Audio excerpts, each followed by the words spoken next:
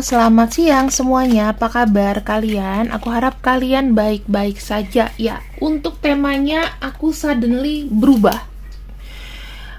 Temanya adalah semesta ingin kamu lakukan ini. Ya, semesta ingin kamu lakukan hal ini. Ibaratnya ini adalah pesan general dari semesta ya, teman-teman. Ini aku nggak tahu, ketika aku ngebacain tiba-tiba ada yang kayak ngebisikin temanya tuh harus berubah. Intuisinya begitu. Jadi ini mungkin bisa jadi warning, bisa jadi peringatan, atau bisa jadi kabar baik yang semesta ingin kamu lakukan. Oke.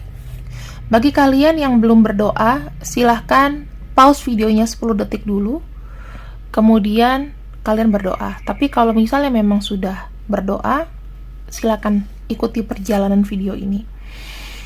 Di sini, di tahun 2023, ya, mulai tahun 2023, kamu harus hidup dalam ketenangan dan harmoni.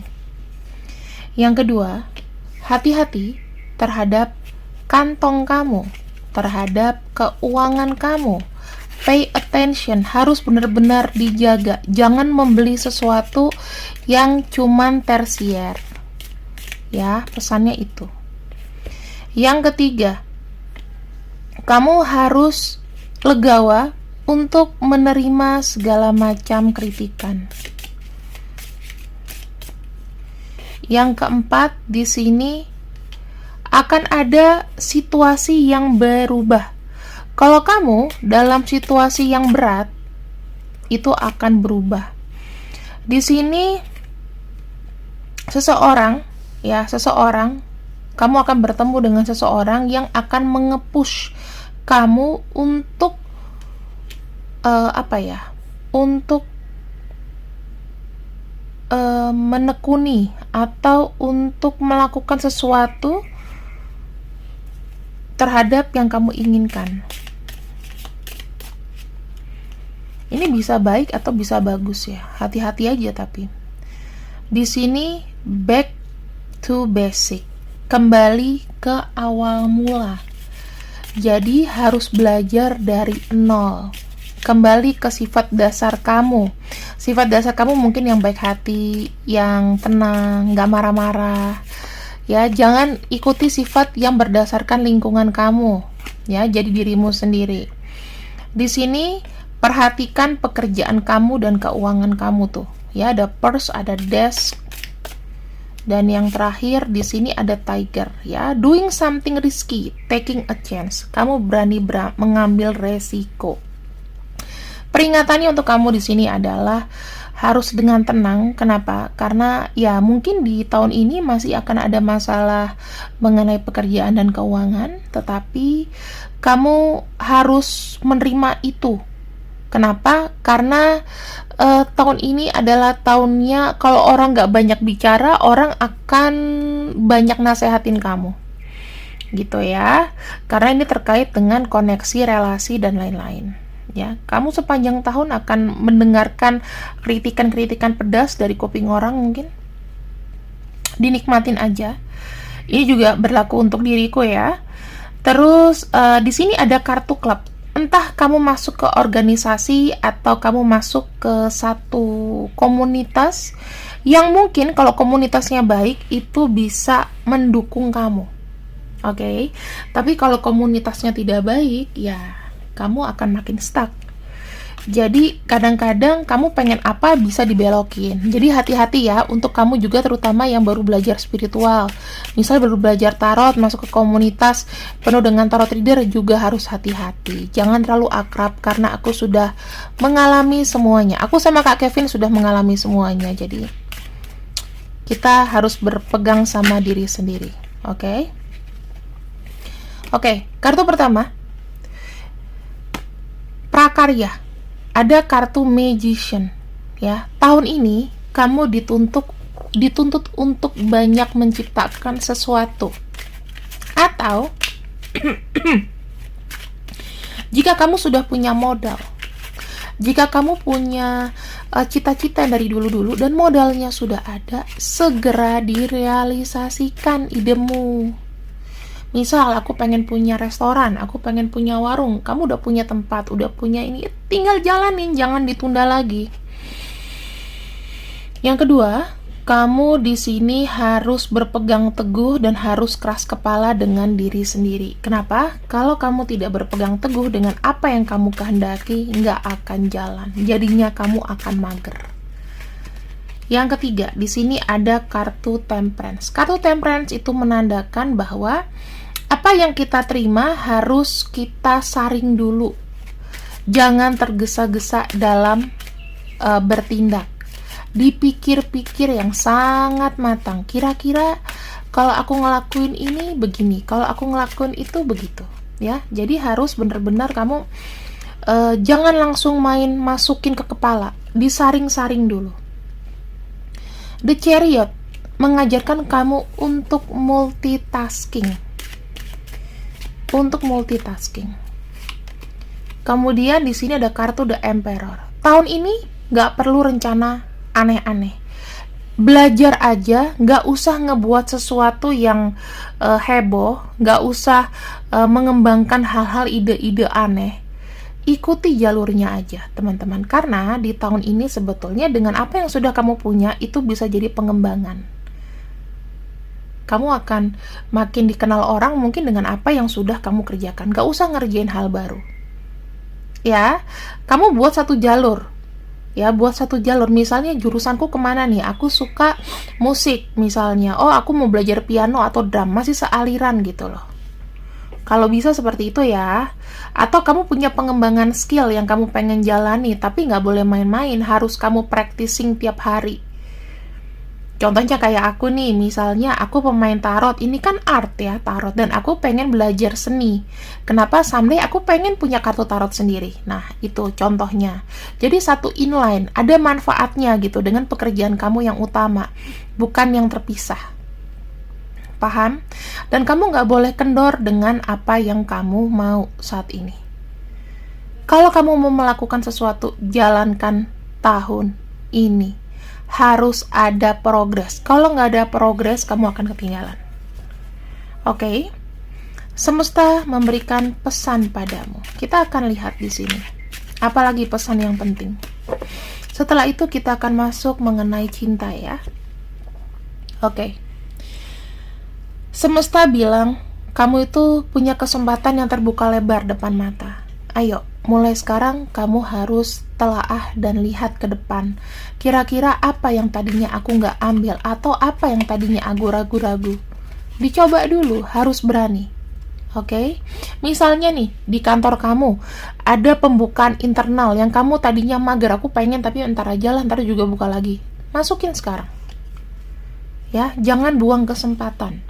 Yang kedua, ada kartu Queen of Wands. Queen of Wands ini elemennya adalah api. Jadi, kalau aku bilang, kamu harus keras dengan keinginan kamu.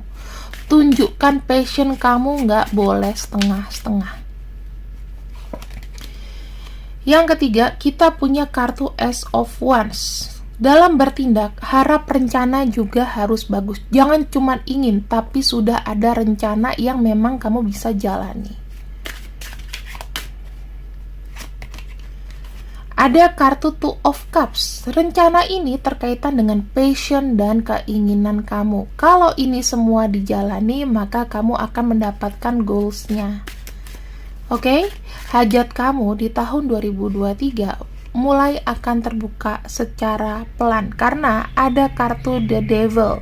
Kartu The Devil di sini adalah hubungan jangka panjang dengan hal yang kamu inginkan. Jadi kamu akan berkomitmen dengan itu. Kartu The Devil itu bagus loh kalau untuk kerja ya teman-teman.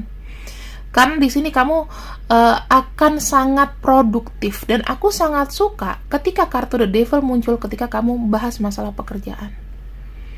Kartu The Devil muncul dikarenakan ada sesuatu dari kita untuk menguasai sesuatu dan ini akan kepake sampai nanti. Oke? Dan sekarang tetap fokus sama aku. Kita akan masuk ke pembacaan cinta.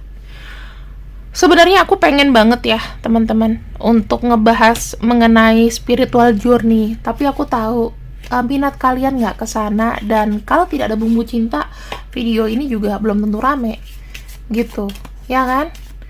Full spiritual. Kalau terlalu berat bisa salah arah loh. Kita buka ya spiritual journey kamu dulu deh, secara general sebelum kita masuk ke cinta. Punya balancing ya. Ingat, mulai tahun 2023 kamu harus tanamkan pada pikiran kamu, state on your mind, bahwa kamu berdedikasi penuh dan bertanggung jawab dengan apa yang kamu lakukan. Dan di sini tidak boleh judgment ya. Apapun yang kamu lihat tentang orang, apapun yang mereka lihat tentang kamu, tidak boleh ada judging di pikiran kamu sendiri. Lepaskan, biarkan. Yang kedua, pakai imajinasi kamu untuk sesuatu hal yang kreatif dan positif. Karena kenapa? Kreatif aspek itu berasal dari imajinasi. Yang ketiga, percaya dengan kemampuan diri kamu. Kalau kamu di sini tidak mendengarkan inner voice kamu sendiri dan kamu kebanyakan mendengar kata orang lain, yang which is kita nggak tahu akreditasinya gimana, ya itu akan nyesatin kamu. Tapi kalau misal kamu sudah tahu akreditasinya, kamu sudah nyaman curhat, contoh ke tarot reader, tapi nggak semua tarot reader juga ya. Dan aku nggak bilang aku juga, karena aku cuma pembaca kartu, bukan orang hebat. Kamu harus percaya dengan intuisi kamu. Misal aku nasehatin kamu, kembali lagi ke kamu, ikuti kata hati kamu. Sudah harus siap dengan resikonya. Jangan kalau udah dikasih tahu tiba-tiba melakukan hal yang sama dan curhat lagi. Wasting time. Aku pengen kamu kuat ya. Pingin kamu kuat. Dalam hal apa? Terutama dalam hal cinta, teman-teman. Oke, semesta bilang mengenai cinta kamu seperti ini. Semesta bilang mengenai cinta kamu seperti ini. Kita masuk ke sesi cinta.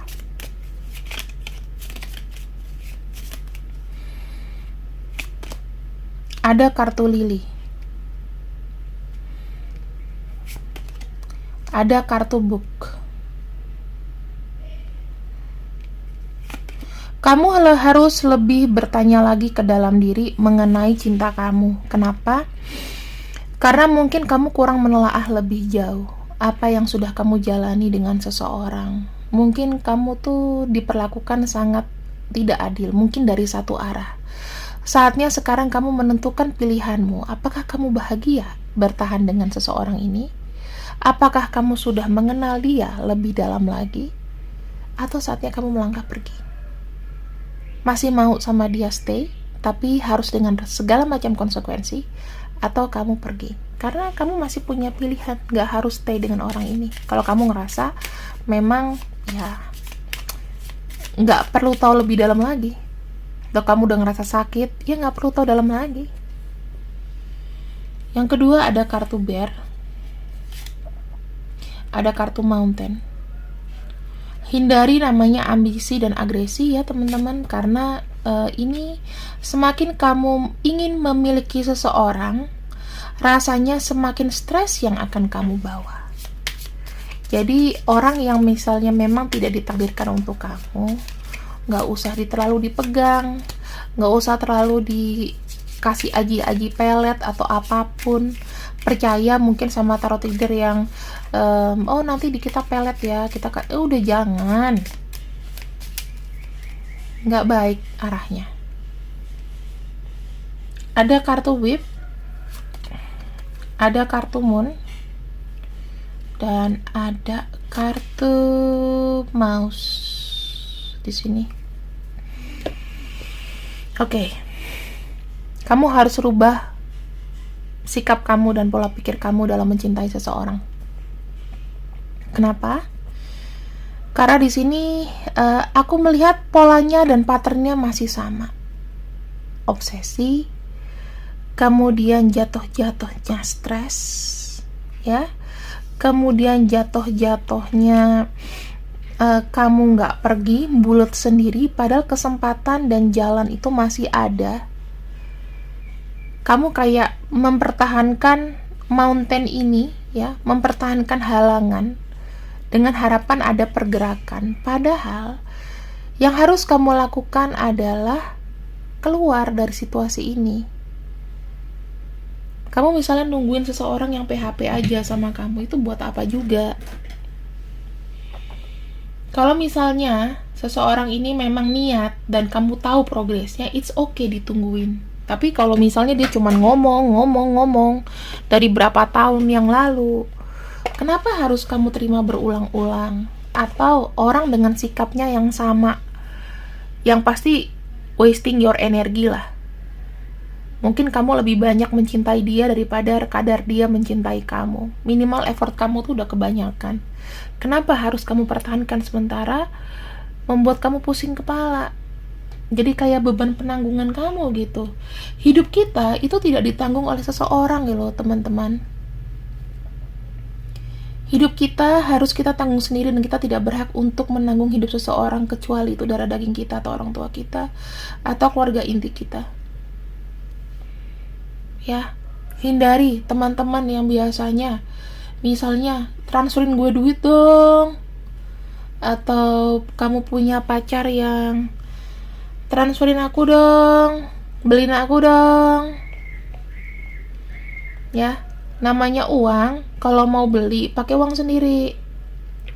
Mendingan disedekahin daripada kamu pinjemin ke orang, apalagi nih buat kalian yang pekerjaan yang sudah tinggi. Mungkin kayak ngeluarin uang 10 juta, 20 juta buat orang yang random itu gampang gitu ya. Tapi saran saya itu adalah perilaku yang sangat tidak bijak dan sangat tidak dibenarkan.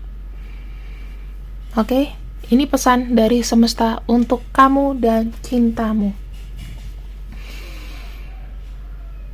Call me witch, tapi mungkin yang aku ngomongin benar.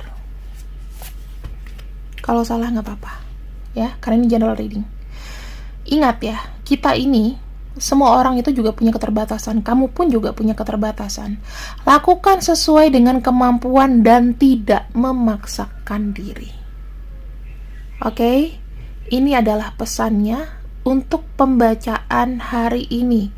Pesan ini khusus untuk kamu. Jika memang resonate dan kamu perlu menyebarkan video ini, silahkan sebarkan. Jangan lupa untuk di like, subscribe, dan nonton semua videoku. Komen yang positif, jaga jari supaya jarinya nanti nggak bau ya. Terima kasih, selamat siang, see you, I love you, and bye-bye.